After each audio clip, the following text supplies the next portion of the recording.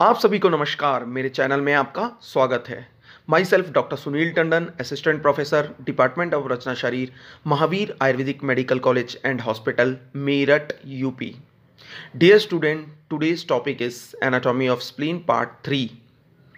Today's we discuss about the arterial, venous and nerve supply of the spleen and the clinical anatomy. अगर आप मेरे channel में नए हैं तो मुझे सब्सक्राइब करें और मेरे लेक्चर शेयर करें। Let start the class. Arterial supply. The spleen is supplied by the splenic artery, which is the largest branch of the celiac trunk. तो स्प्लीन की आर्टेरियल सप्लाई किससे होती है? स्प्लीनिक आर्टरी के द्वारा, जो कि सीलियक ट्रंक की सबसे लार्जेस्ट ब्रांच है। अब यहाँ पर जो है हम फिगर में देख सकते हैं, सीलियक ट्रंक रेड कलर से मार्क है। उसके दो ब्रांचेस निकल रहे हैं, एक कॉमन हिपेटिक आर्टरी और दूसरा स्प्लीनिक आर्टरी।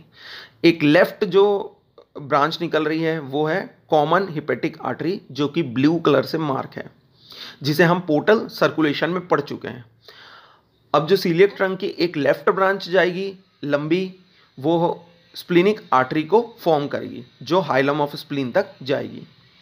जैसे कि हम पेनक्रियास के एनाटॉमी में ऑलरेडी पढ़ चुके हैं कि इसी स्प्लीनिक आर्टरी से बहुत सारे न्यूमरस जो पेनक्रियाटिक ब्रांच निकलेंगे, जो कि पेनक्रियास को सप्लाई करेंगे, वो स्प्लीनिक आर्टरी के द्वारा ही फॉर्म होती है।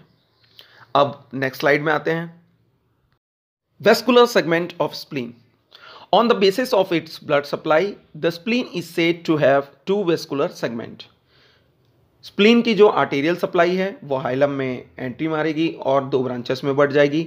ऊपर जो ब्रांच जाएगी वो फॉर्म करेगी एक वेस्कुलर सेगमेंट को, नीचे एक ब्रांच जाएगी जो कि दूसरी वेस्कुलर सेगमेंट को फॉर्म करेगी।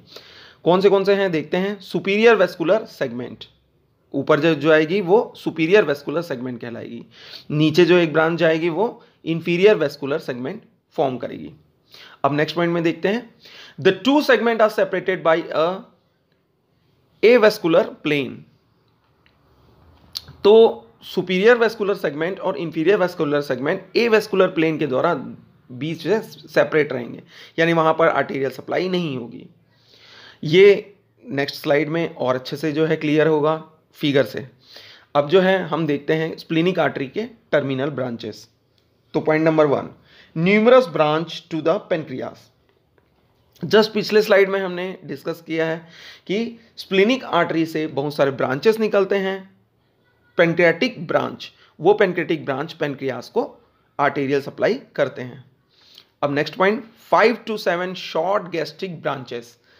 अब जैसे कि हम जानते हैं कि जो स्टमक है और डायफ्राम है, इसके बीच में जो है स्प्लीन जो है एम्बेडेड रहती है, बीच में जो है वेज रहती है।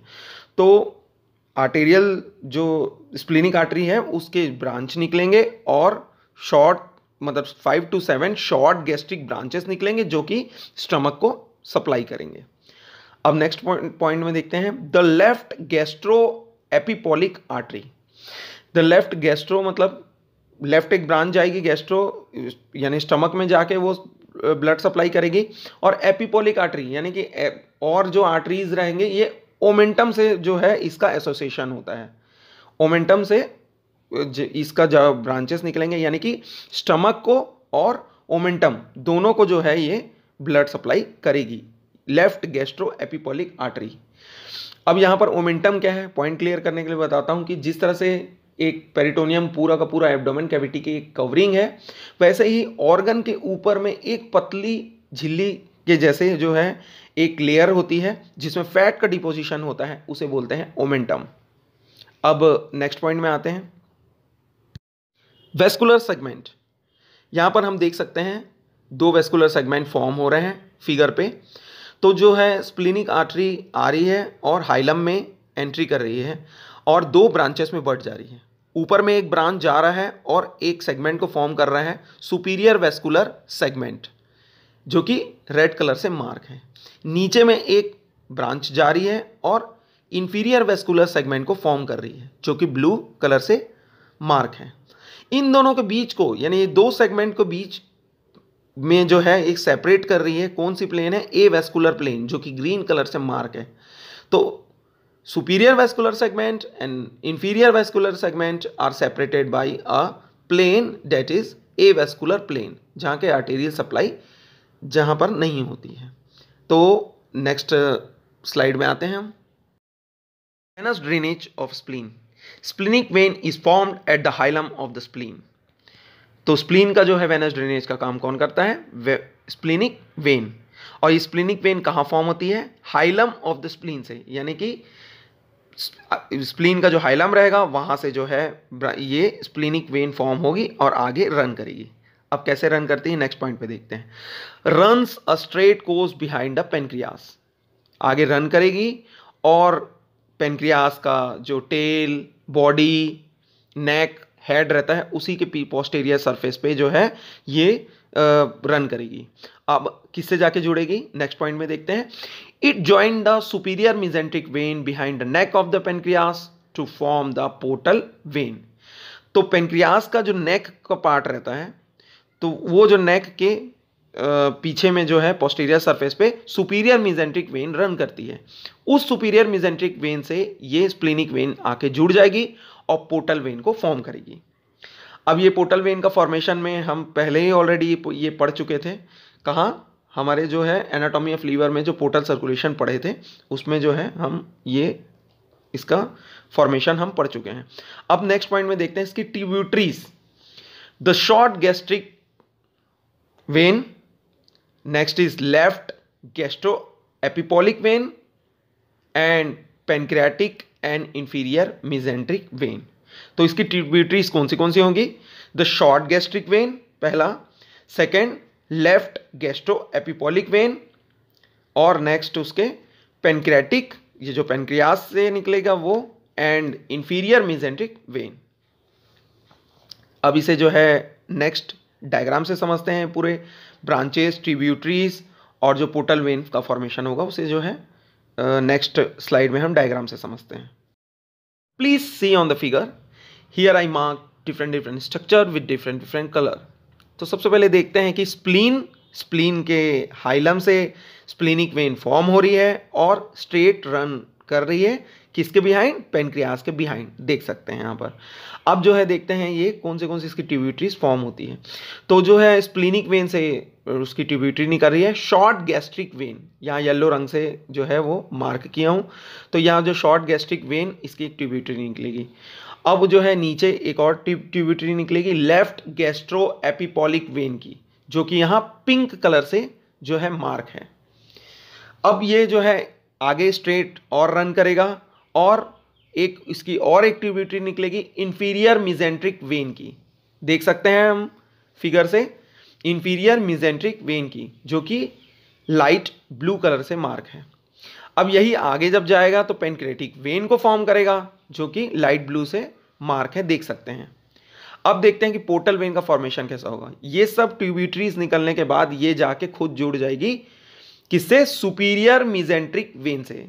तो ये जो है नीचे अनसिनेट प्रोसेस के पास से आएगा, देख सकते हैं यहाँ रेड कलर से मार्क हुआ है सुपीरियर मेसेंट्रिक वेन, और यही जो है ऊपर जा रहा है और स्प्लीनिक वेन दोनों आपस में आके जुड़ जा रही है। स्प्लीनिक वेन और सुपीरियर मेसेंट्रिक वेन और आपस में जुड़ के एक नेक्स्ट स्ट्रक्चर को फॉर्म कर रही है पोर्टल वेन को, जो कि यहाँ पर ग्रीन कलर से मार्क है, हम देख सकते हैं।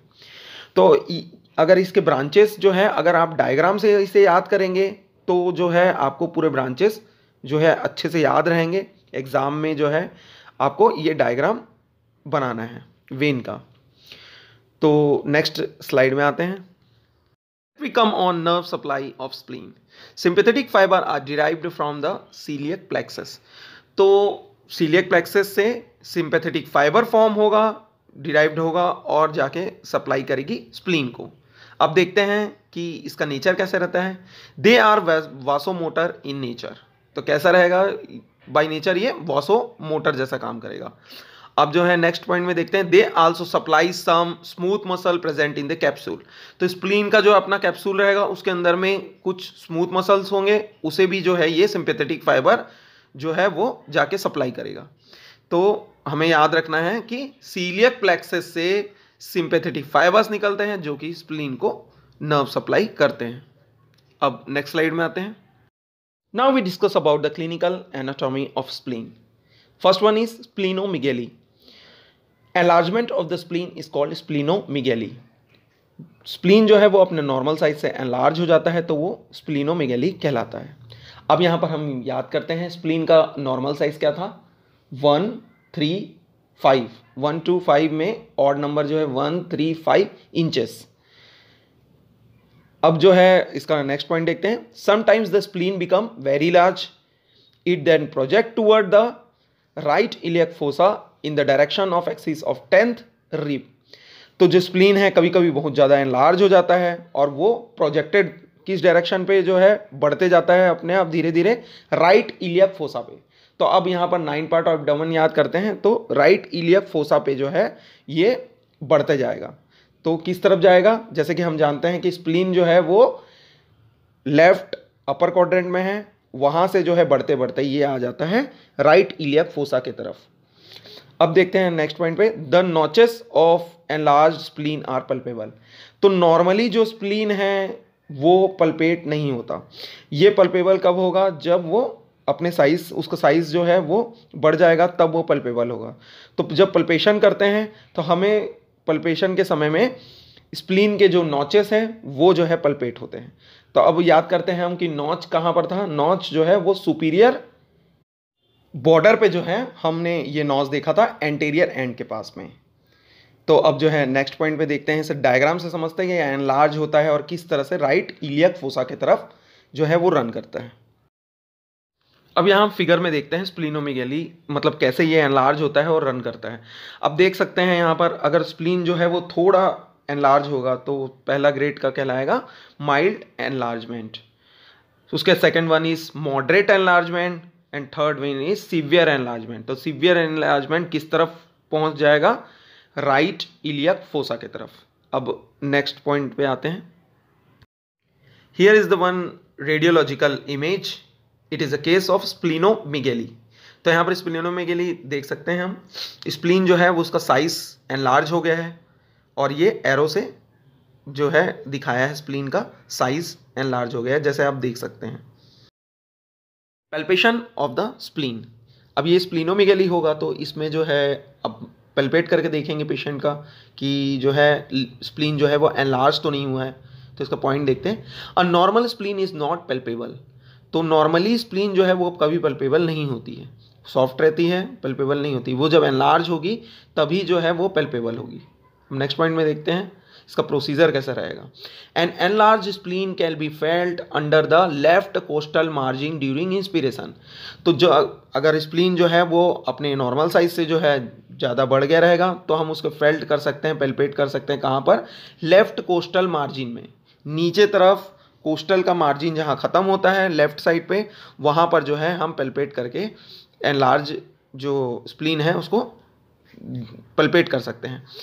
तो इसके नेक्स्ट पॉइंट में देखते हैं, palpation is assisted by turning the patient to his right side. तो जो पेशेंट को जो है क्या करेंगे, राइट साइड में टर्न करेंगे। तो इस प्रोसेस में क्या है, जब पल्पेट करेंगे तो पेशेंट को डीप इंस्पिरेशन लेने बोलेंगे, डीप इंस्पिरेशन, सांस जो है वो अंदर लेने बोलेंगे, तो तब जो है एनलार्ज स्प्लीन वो पल्पेट होगा। अब नेक्स्ट पॉइंट में आते हैं, the spleen become palpable only after it has enlarge to about twice its normal size. तो स्प्लीन जो है तभी पल्पेबल होगा जब वो अपने नॉर्मल साइज से डबल हो जाए या डबल उससे ज़्यादा होगा तब जो है ये पल्पेबल होगा। तो नेक्स्ट पॉइंट में देखते हैं इसका प्रोसेस। यहाँ हम पल्पेशन ऑफ द स्प्लीन को देख सकते हैं। तो कहाँ पर जो है हमको पल्पेट करना है, लेफ्ट कोस्टल मार्जिन पे जो है हम पल्पेट करके स्प्लीनोमेगेली पता लगा सकते हैं। इसमें जो है पेशेंट का जो इंस्पिरेशन कैसे, डीप इंस्पिरेशन लेने बोलेंगे और इसमें जो है नी फ्लेक्स्ड पोजीशन पे रहेगा।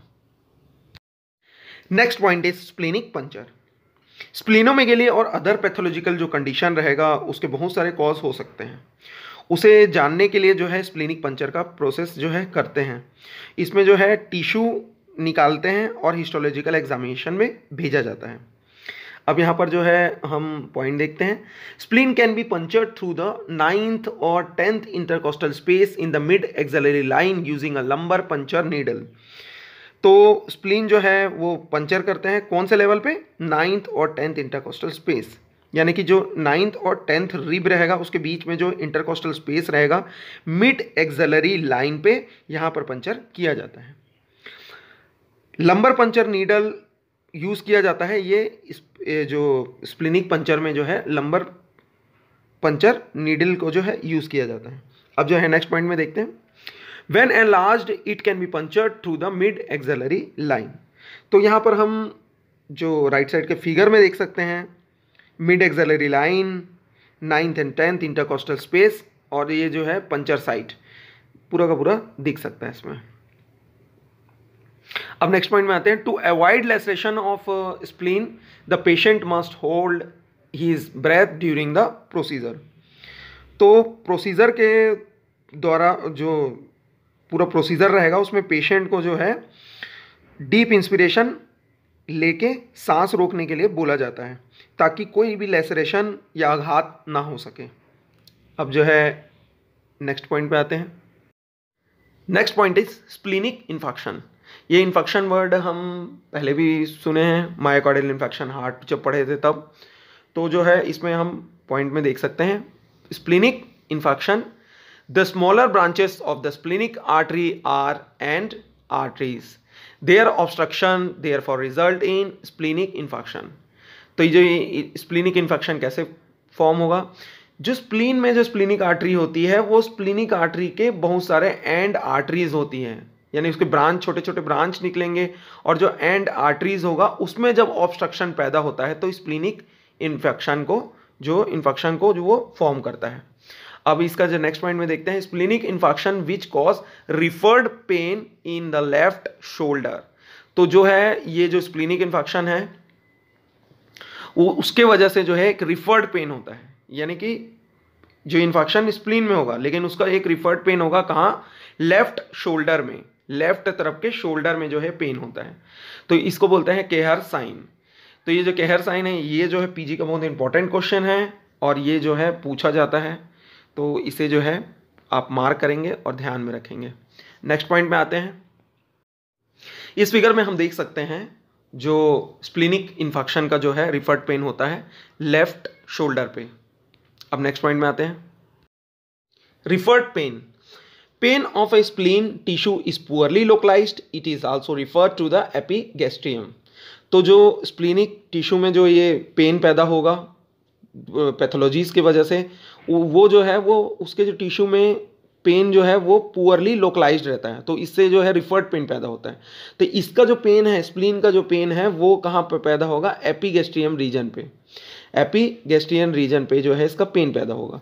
अब जो नेक्स्ट पॉइंट में देखते हैं, stressed of the splenic capsule produce localized pain in the posterior part of left upper quadrant hypochondrium. तो जो है स्प्लीनिक कैप्सूल होता है उसमें जब खिंचाव होता है, स्ट्रेस्ड होता है, इसका खिंचाव होता है तो वो एक लोकलाइज्ड पेन को पैदा करता है। कहाँ पर, एब्डोमेन के 4 पार्ट होते हैं, एब्डोमेन के 4 क्वाड्रेंट होते हैं। तो लेफ्ट अपर क्वाड्रेंट जहाँ पर हाइपोकॉन्ड्रियम होता है, तो लेफ्ट अपर क्वाड्रेंट के पोस्टीरियर साइड पे जो है एक लोकलाइज्ड पेन पैदा होगा। किससे, जब स्प्लीनिक कैप्सूल में कोई स्ट्रेस्ड आ जाता है। तो नेक्स्ट पॉइंट में आते हैं। अब ये कुछ साधारण से पॉइंट है, इसे भी डिस्कस कर लेते हैं। तो देखते हैं, spleen is in danger of the trauma to the left lower thoracic cage specially 9th, 10th, 11th rib. तो स्प्लीन जो है वो पंचर होने का या उसमें जो है डैमेज होने का जो है चांसेस कहाँ पर रहेगा, अगर कोई ट्रॉमा होगा कहाँ पर, 9th, 10th, 11th रिब। तो जैसे कि हम स्प्लीन का पूरा एक्सटर्नल फीचर्स पढ़े हैं तो हम उसके रिब्स का रिलेशन पढ़े थे वहाँ पर। तो वो कहाँ से किससे कौन से रिब से जो है उसका रिलेशन था, 9th, 10th और 11th। तो यहाँ पर चोट लगने से स्प्लीन डैमेज हो सकता है। अब नेक्स्ट इसके आगे पॉइंट देखते हैं, a ruptured of spleen may cause severe haemorrhage as it has a rich blood supply. तो जैसे कि हम जानते हैं कि स्प्लीन से बहुत सारे आर्टरीज वेन्स निकलते हैं तो बहुत ज़्यादा उसमें जो है ब्लड सप्लाई रहता है और इसके रप्चर होने से सीवियर हेमरेज होगा, अत्यधिक रक्तस्राव हो सकता है। अब नेक्स्ट पॉइंट में देखते हैं, if there is a small tear in the spleen It can be sutured with catgut and the greater omentum can be wrapped around the sutured tear. तो स्प्लीन में अगर छोटा मोटा टीयर आ जाए यानी कि उसमें जो है लेसरेशन हो जाए तो जो है उसे जो है कैटगट के द्वारा जो है उसको सूचरिंग करते हैं और ग्रेटर मोमेंटम को उसमें पूरा का पूरा रैप कर देते हैं। Next point is splenectomy. ये सर्जिकल प्रोसीजर है। Surgical removal of the spleen is called a splenectomy. तो स्प्लीन को जो है रिमूव किया जाता है उसे जो है स्प्लेनेक्टोमी कहलाता है। Next point is during this operation damage to the tail of the pancreas has to be carefully avoided as the tail of the pancreas is very rich in inlet of Langerhans. तो ये जो operation होता है उसमें जो है tail of the pancreas को carefully रखा जाता है कि जो है उसमें जो टेल ऑफ द पेनक्रियास में बहुत ज़्यादा वो रीच रहता है कि इसमें इनलेट ऑफ लैंगरहैंस के द्वारा, तो वो उसे जो है केयरफुली रख के जो है ऑपरेट किया जाता है। Next point is partial splenectomy. Since there are segment branches of the splenic artery only one segment can be remove according to the state of spleen. तो जो है अगर जैसे कि हम जानते हैं कि स्प्लीन के दो वेस्कुलर सेगमेंट्स होते हैं, एक सुपीरियर वेस्कुलर सेगमेंट और एक इंफीरियर वेस्कुलर सेगमेंट। तो इसमें से जो है एक सेगमेंट को जो है सिर्फ एक ही सेगमेंट को बस रिमूव किया जाता है और एक को जो है यथावत रखा जाता है, तो वो जो है वो पार्शियल स्प्लेनेक्टोमी कहलाता है। अब नेक्स्ट पॉइंट में आते हैं। Next point is after splenectomy spleen can B cut into small pieces and this can be implanted with in the greater omentum. तो जो है स्प्लेनेक्टोमी करते हैं उसके बाद स्प्लीन को क्या करते हैं, छोटे छोटे पीस में कट करते हैं और उसे ग्रेटर ओमेंटम में इम्प्लांट कर देते हैं। Because of vascularisation spleen survive and does it function of producing the antibodies। तो जैसे कि हम जानते हैं कि स्प्लीन बहुत हाईली जो वेस्कुलर रहता है तो उसके वजह से वो ग्रेटर मोमेंटम में सर्वाइव कर जाता है और वो अपना काम जो सुचारू रूप से जो एंटीबॉडीज बनाने का जो उसका काम है उसको वो करता रहता है। डियर स्टूडेंट, हमने स्प्लीन के सारे पॉइंट्स कवर कर लिए हैं। अब नेक्स्ट लेक्चर में एक इम्पॉर्टेंट टॉपिक के साथ में जो है फिर हमारी मुलाकात होगी। अगर आज का वीडियो आपको पसंद आया होगा तो लाइक करिए, शेयर करिए और वीडियो देखने के लिए बहुत बहुत धन्यवाद। नमस्कार।